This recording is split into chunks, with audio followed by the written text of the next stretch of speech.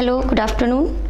My name is Priyanka Dwivedi from CSE department and welcome to the ASCII digital classes. Today's my topic is cyberbullying. Nowadays बहुत ही ज़्यादा cyber crime हो रहा है, जिसमें से कि मैंने एक टॉपिक लिया है अवेयरनेस के लिए कि लोगों को बहुत सारी इन्फॉर्मेशन जो नहीं पता होती हैं तो शायद हमारे ASCII डिजिटल क्लासेस के थ्रू मिल सके। तो आते हैं हम आगे स्लाइड में। फर्स्ट ऑफ ऑल मैं जो पिछला हमारा वीडियो लेक्चर हुआ था उसका ओवरव्यू दे रही हूँ। हमने थोड़ा बहुत पढ़ा था साइबर क्राइम के बारे में एंड हैकर्स के बारे में, black hat hackers, white hat hackers, grey hat hackers and antiviruses and etcetera, बहुत सारी चीज़ें उसी को एक्सपेंड करते हुए ये सेकंड वीडियो लेक्चर बनाया है, जिसमें से आपके न्यू टॉपिक्स ऐड हुए हैं। Next is the difference between जो हमने पढ़ा था white hat hackers, black hat hackers and grey hat hackers. तो उसमें से यहाँ पर मैंने दो हैकर्स लिए हुए, एक white hat hackers and black hat hackers, इसलिए क्योंकि मोस्टली जो आज की डेट पे वर्क कर रहे हैं वो यही दोनों हैकर्स है, एक white hat hackers and black hat hackers. We know that about white hat hackers जो होते हैं वो हमारे गवर्नमेंट एम्प्लॉयज़ या एथिकल हैकर्स होते हैं, जो हमारे सिस्टम में वर्क करने के लिए या डेटा को प्रोटेक्ट करने के लिए हायर किए जाते हैं। एंड ब्लैक हैट हैकर्स वो होते हैं जो हमारे सिस्टम को ब्रेक करते हैं, क्रैक करते हैं, हमारी सिक्योरिटी को क्रैक करके हमारे डेटा को चोरी किया जाता है और उसको ब्लैकमेल करके फिरौती कहना चाहिए या ऐसे काफ़ी सारे एडवांटेज वो लोग गेन करते हैं। Next hackers. तो हमने जैसे पिछले वीडियो में पढ़ा कि हैकर्स होते क्या हैं।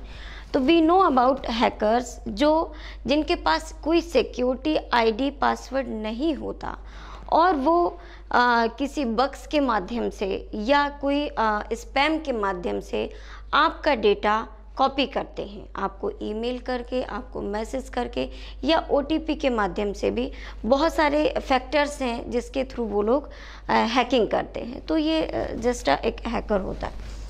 नेक्स्ट, हैकर्स में जो पार्ट्स होते हैं, जो टाइप्स होते हैं वो होते हैं, एक बग्स होते हैं, स्टॉकर्स होते हैं एंड स्पैम होते हैं।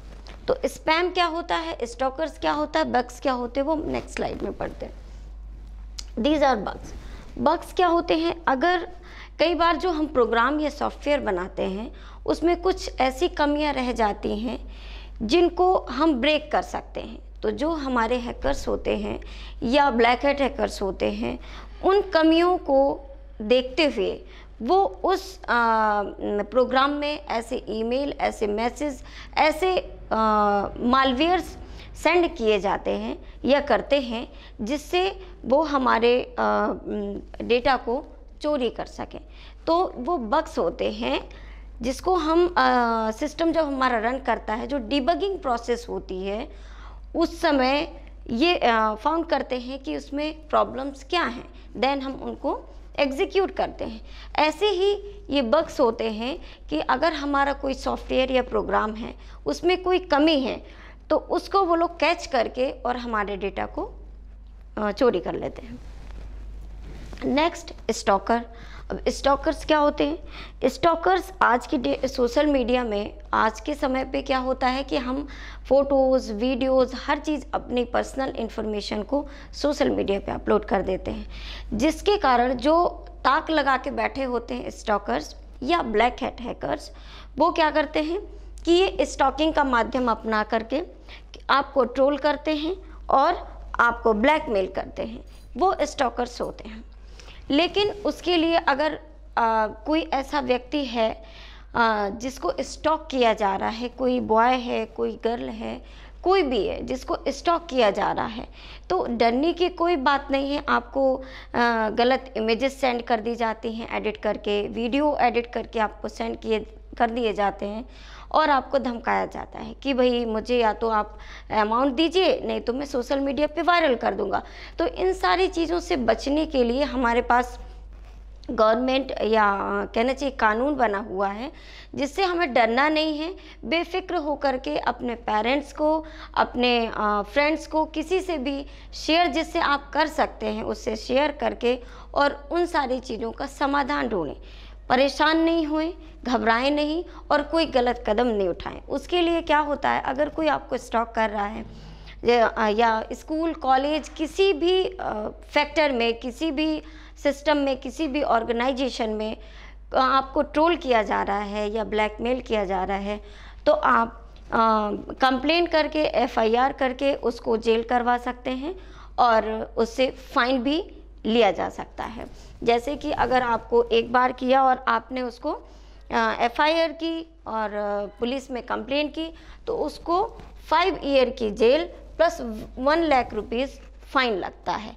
लेकिन अगर उसने कहा कि ठीक है अब मैं नहीं करूँगा और अगेन वो ऐसी करने की हिम्मत करता है, तो दोबारा अगर कंप्लेंट की जाती है, एफआईआर की जाती है, तो उसको फिर से 10 ईयर्स की जेल होती है और 2 लाख का फाइन लगता है। तो डरे नहीं, परेशान नहीं हो, सतर्क रहें और इस चीज़ को समझें कि हमारा कानून हमारे साथ है। अपने लोगों से शेयर करें, कोई भी परेशान होकर के कोई गलत कदम ना उठाएं। नेक्स्ट, स्पैम क्या होते हैं? जैसे कि मैसेजेस आते हैं हमारे फ़ोन में कि कई बार कि आपकी जो इन्फॉर्मेशन है, बैंक की इन्फॉर्मेशन है या किसी कॉलेज या फेक ऑर्गेनाइजेशन के थ्रू मैसेज करके आपसे आपकी जो पर्सनल इन्फॉर्मेशन होती है, जैसे आधार कार्ड हो गया, बैंक की डिटेल्स हो गई, वो आपसे मांगते हैं।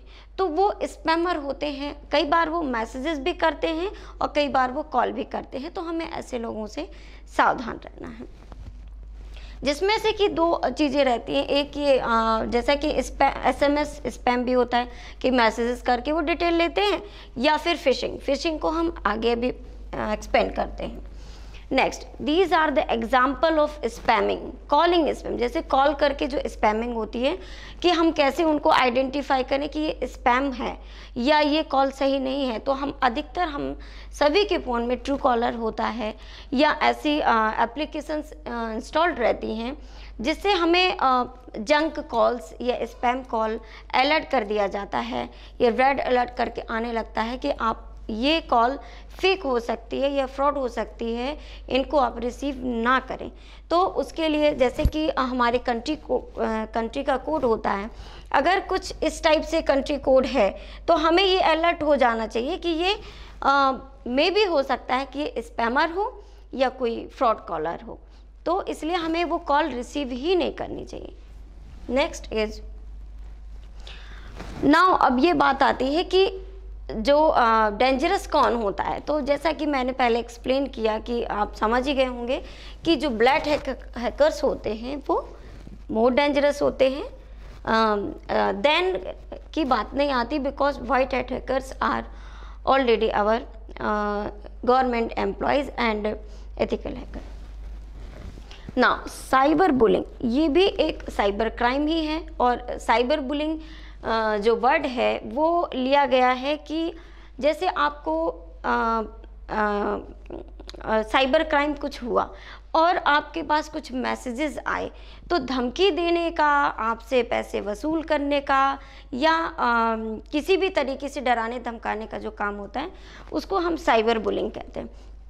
इसमें क्या होता है कि कई बार आपसे बातचीत होती रहती है, आपका फ्रेंड सर्कल हो गया या एनी हाउ कैसे भी सोशल मीडिया से या किसी भी माध्यम से आपका नंबर या मोबाइल नंबर या व्हाट्सएप नंबर जो भी है ले लिया जाता है और देन आपको कॉल किया जाता है। कॉलिंग में आजकल एंड्रॉयड या iOS यूज़ होता है, तो मोस्टली क्या होता है, हर कोई व्हाट्सएप पे या सोशल मीडिया पे होता है। आपको सोशल मीडिया के माध्यम से वीडियो कॉल किया एंड क्या करते हैं वो लोग कि वीडियो कॉल किया, आप शो हो गए, आप उसको नहीं जानते, बट इतना ही अगर 2-3 सेकेंड या मिनट्स का भी वीडियोस ने टॉकिंग कर ली तो वहाँ से रिकॉर्ड कर लिया जाता है।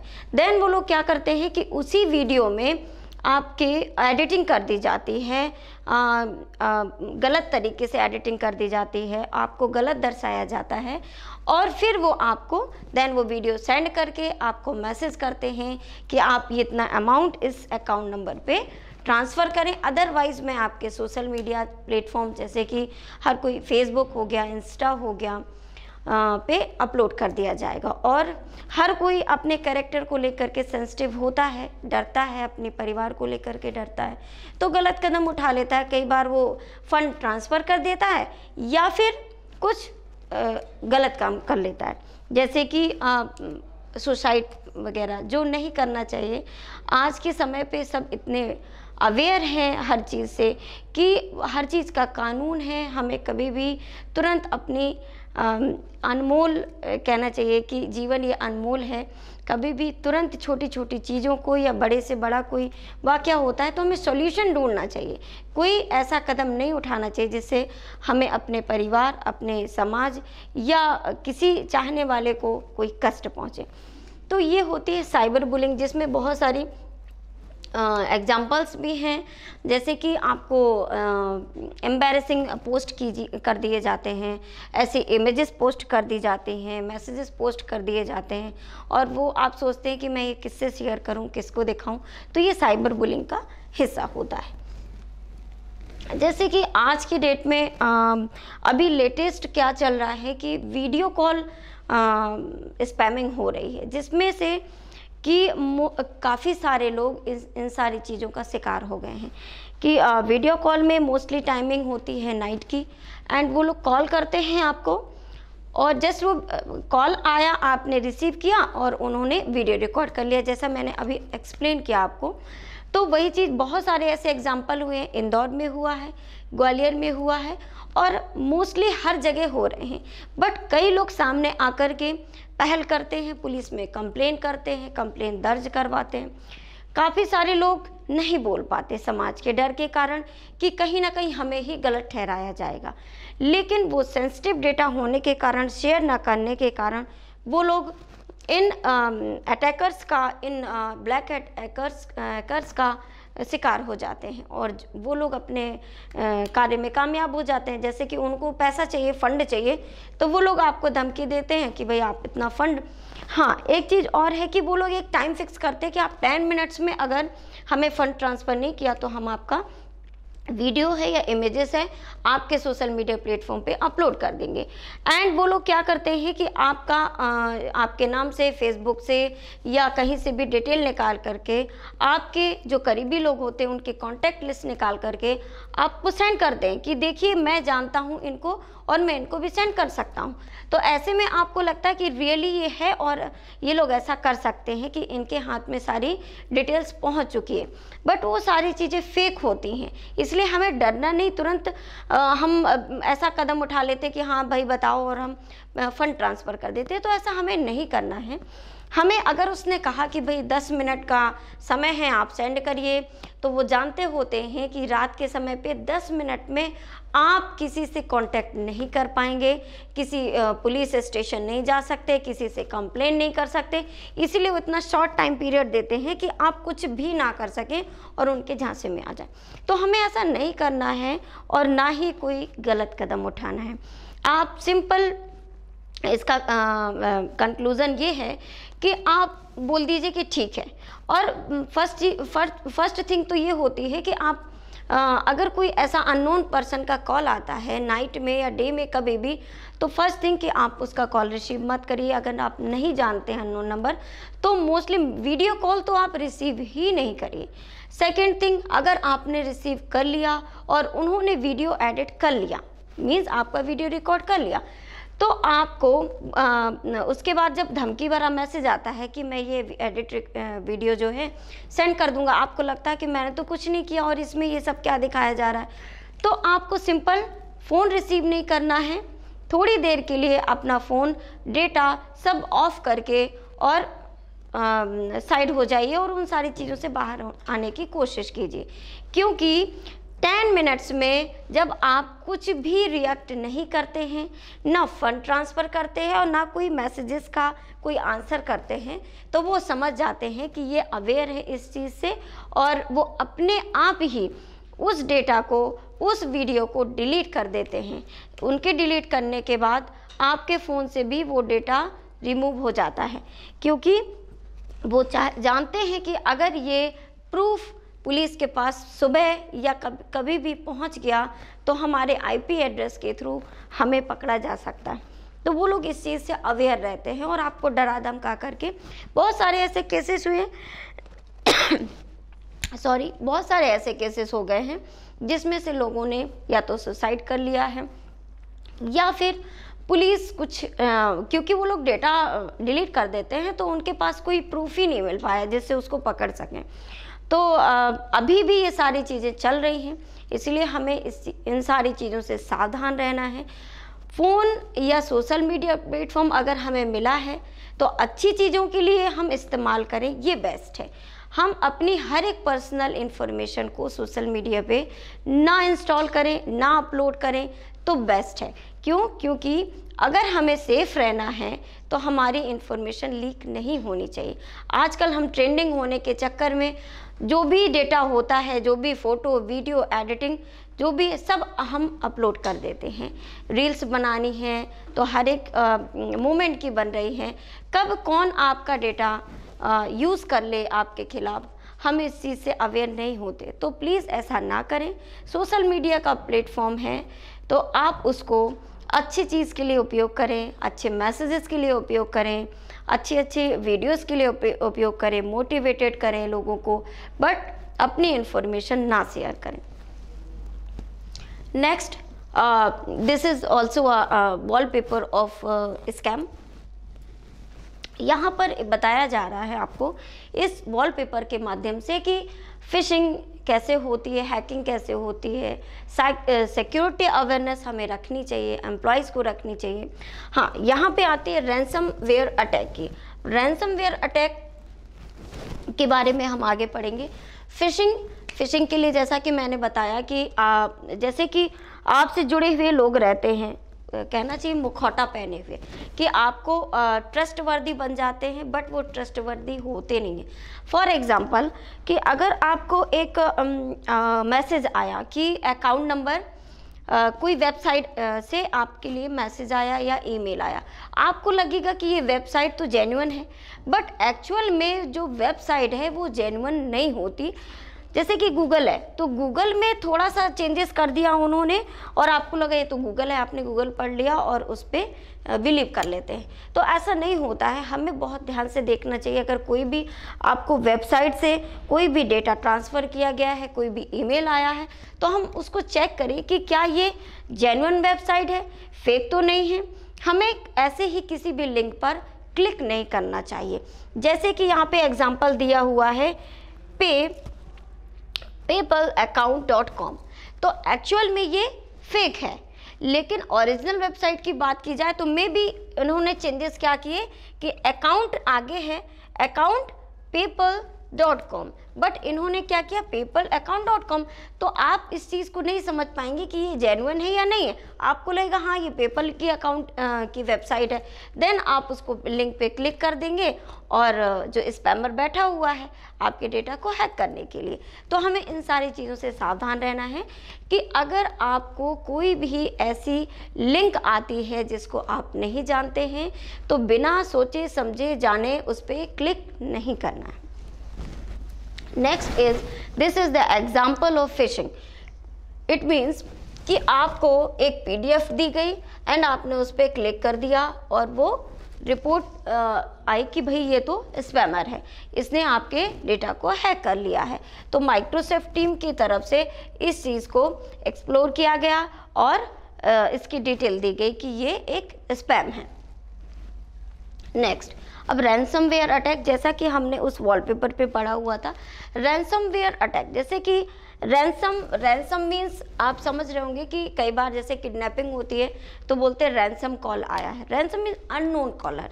तो रैंसमवेयर अटैक ही ऐसा होता है कि ये साइबर अटैक रैंसमवेयर अटैक है, वो फिजिकली होता है कि किडनैपिंग हो गई।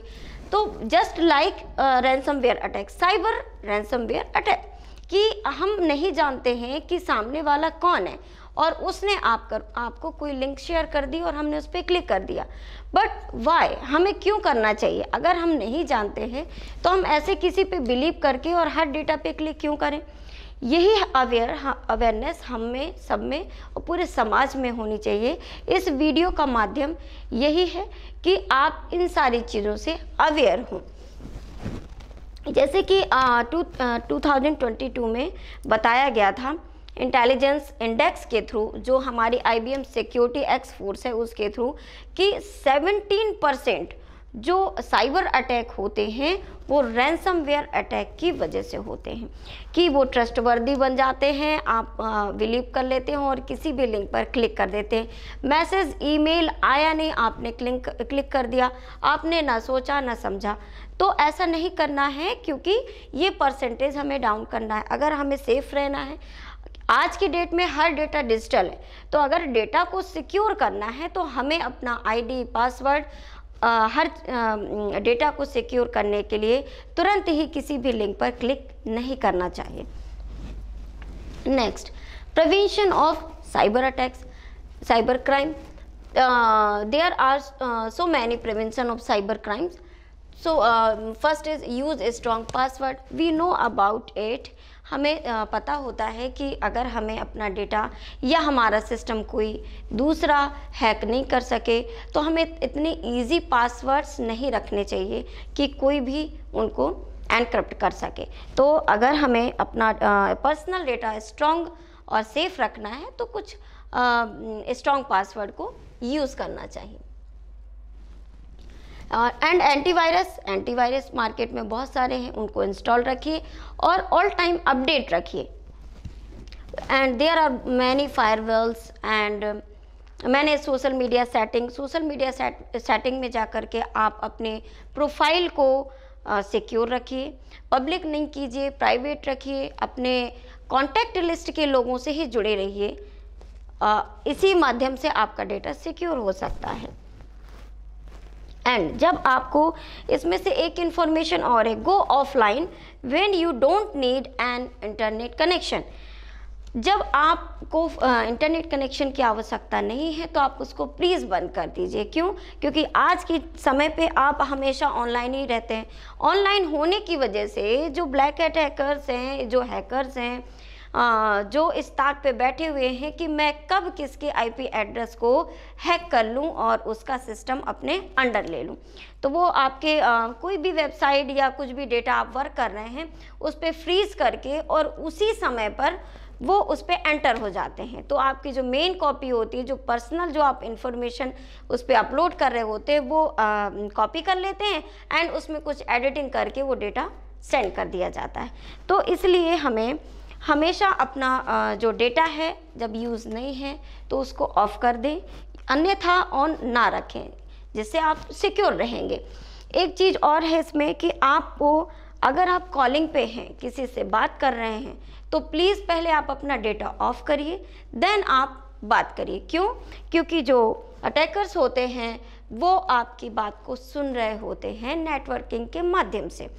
बहुत सारे ऐसे मालवेयर्स हैं जिसके थ्रू वो कॉलिंग के टाइम पे इंटरप्शन क्रिएट करके आपके कॉल्स को रिकॉर्ड करते हैं और उन रिकॉर्डेड कॉल के माध्यम से फिर आपके नंबर पे कॉल करके आपको ब्लैकमेल करते हैं।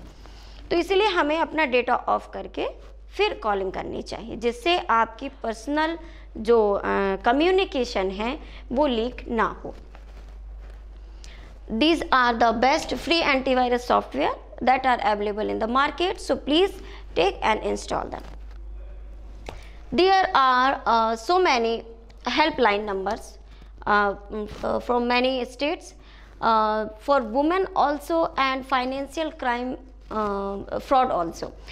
लाइक फाइनेंशियल फ्रॉड अगर होता है तो उस पर आप 1930 पे कॉल करके अपने डिटेल्स शेयर करके उनको कंप्लेन कर सकते हैं कि हमारे साथ ये क्राइम हो गया है।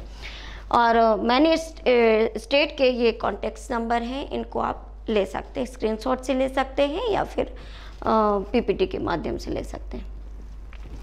ऑल ओवर कंक्लूजन इज कि हमारे इंडिया में जो साइबर सिक्योरिटी है वो अभी बहुत स्ट्रॉन्ग मुझे लगता है नहीं है, लेकिन कंक्लूज़न ये है कि एक ऐसी कोर टीम बनाई जाए इंटेलिजेंस के माध्यम से या साइबर सिक्योरिटी के माध्यम से कि ये जो छोटे छोटे क्राइम हो रहे हैं, जैसे कि जो वीडियो कॉल क्राइम हो रहा है, वो आज तक पकड़ा नहीं जा रहा है और ऐसे में बहुत सारे लोगों को हर्ट हुआ है, हार्म पहुंचा है फिजिकली, मेंटली।